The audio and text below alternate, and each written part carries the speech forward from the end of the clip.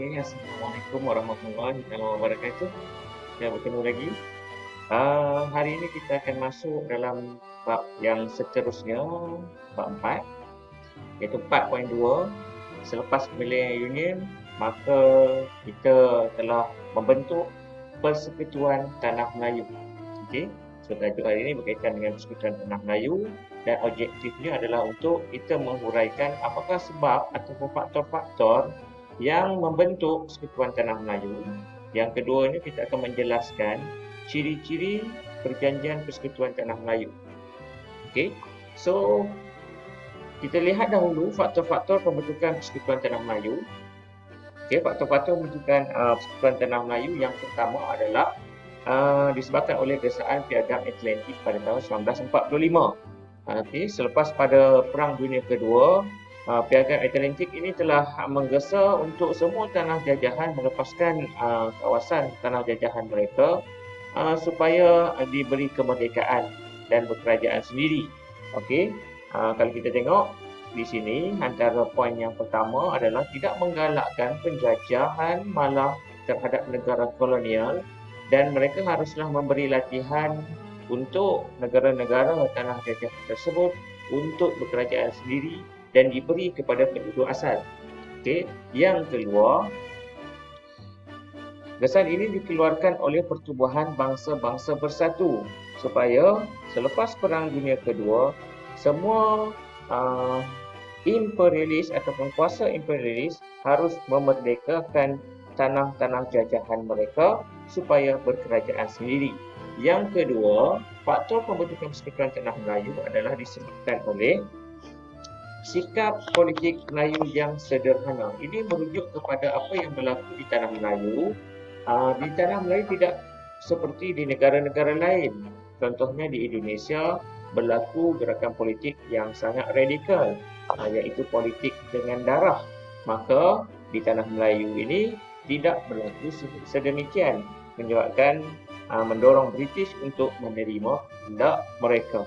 Dan kita memang tidak menggunakan kekerasan sama sekali, malah bantahan yang dijalankan hanyalah secara terbuka seperti di akhbar-akhbar yang ada di Tanah Melayu, demonstrasi secara aman, kongres dan memujuk raja-raja Melayu menyokong penentangan Millennium Union. Ini telah kita huraikan dalam tajuk yang sebelum ini. Seterusnya yang ketiga adalah disebabkan oleh ketegasan orang Melayu membantah Millennium Union. Kalau kita tengok pemimpin yang mendukung orang Melayu untuk membantah Millennium Union ini, contohnya seperti Datuk Muhammad Jaafar yang menentang Millennium Union dan berjaya mengalahkan menggalakkan penyokong-penyokong orang Melayu untuk menentang Millennium Union.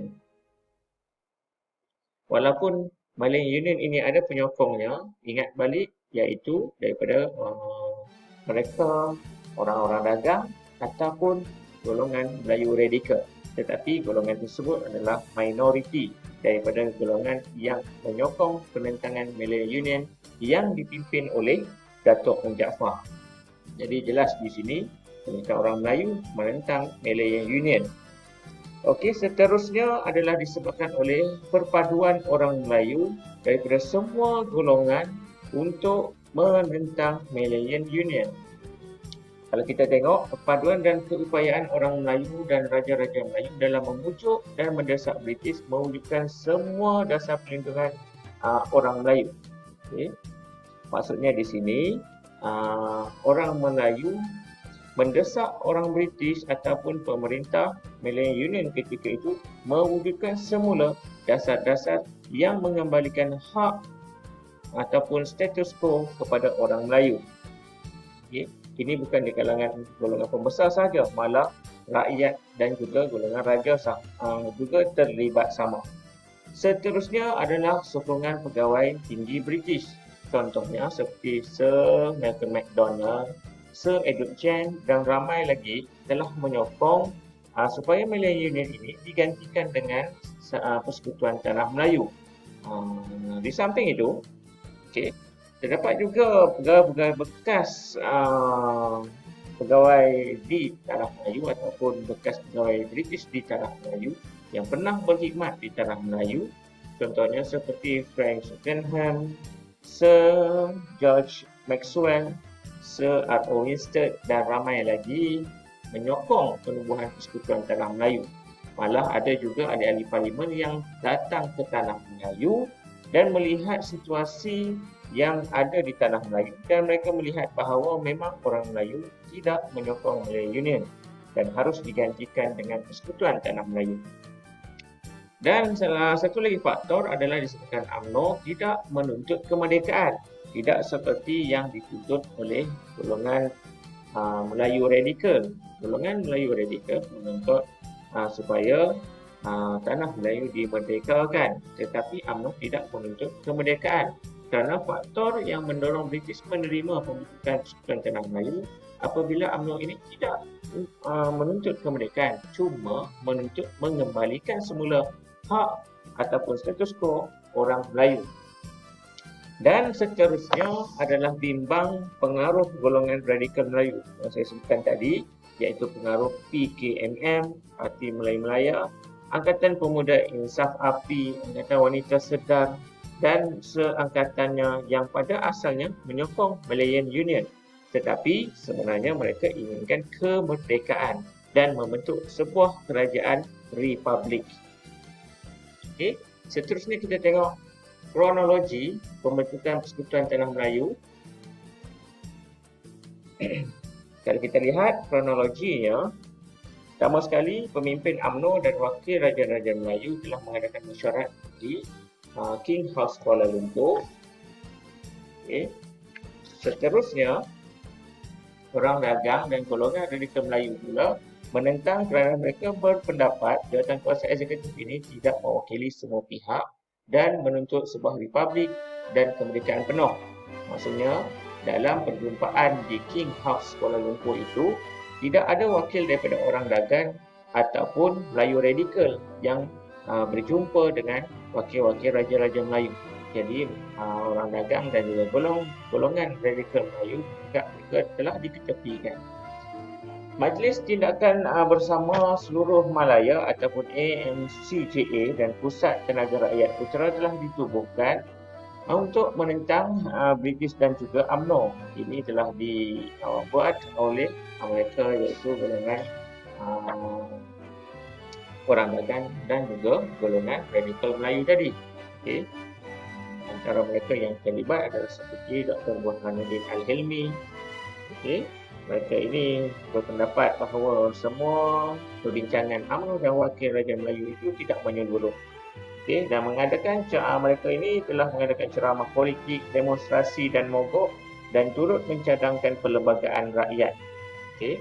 Kalau kita tengok dalam perlembagaan rakyat itu, ada beberapa perkara yang disentuh oleh golongan orang dagang ini. Okay, contohnya seperti Singapura disatukan dengan tanah Melayu. Okay, dalam perlembagaan rakyat yang dibentuk pada tahun 1947, sebuah kerajaan pusat dan majlis negeri dipilih. Kemudian Raja-Raja Melayu mempunyai kuasa sebenar. Kemudian kedudukan keistimewaan orang Melayu dikembalikan, adat istiadat dan agama Islam dikawal oleh orang Melayu, kerakyatan yang sama rata, merah dan putih menjadi warna bendera tanah Melayu, bahasa Melayu haruslah menjadi bahasa kebangsaan, pertahanan dan hal ehwal negeri haruslah menjadi tanggungjawab bersama British dan juga tanah Melayu, warga negara tanah Melayu harus dinamai Melayu. Okay, itu yang ada dalam perlembagaan rakyat. Akhirnya disebabkan oleh desakan-desakan tersebut, maka jawatankuasa rundingan telah ditubuhkan bagi mendapatkan pandangan orang dagang dan juga golongan radikal Melayu dalam menyediakan perjanjian Persekutuan Tanah Melayu 1948. Maksudnya, pada peringkat awal mereka tidak terlibat, tetapi akhirnya jawatankuasa rundingan ini mengambil kira juga apa yang orang dagang dan juga golongan radikal Melayu inginkan, maka dimasukkan di bawah jawatankuasa rundingan tersebut. Maka disebabkan itu, perjanjian Persekutuan Tanah Melayu akhirnya telah ditandatangani pada 21 Januari 1948 antara Raja-Raja Melayu dengan British di King House Kuala Lumpur. Okay. Dan 1 Februari 1948, Persekutuan Tanah Melayu telah ditubuhkan secara rasmi. Antara isi kandungan yang ada adalah, pertama sekali, sebuah persekutuan dibentuk dengan gabungan 11 buah negeri. Okey. Persekutuan Tanah Melayu diketuai oleh Pesuruhjaya Tinggi British. Konsep raja berperlembagaan telah diwujudkan. Senarai persekutuan dan senarai negeri telah dibentuk.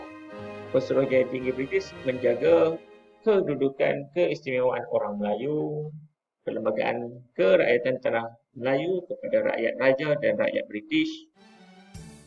Okey, so itu saja saya maklum balik berkaitan dengan beberapa perkara di sini.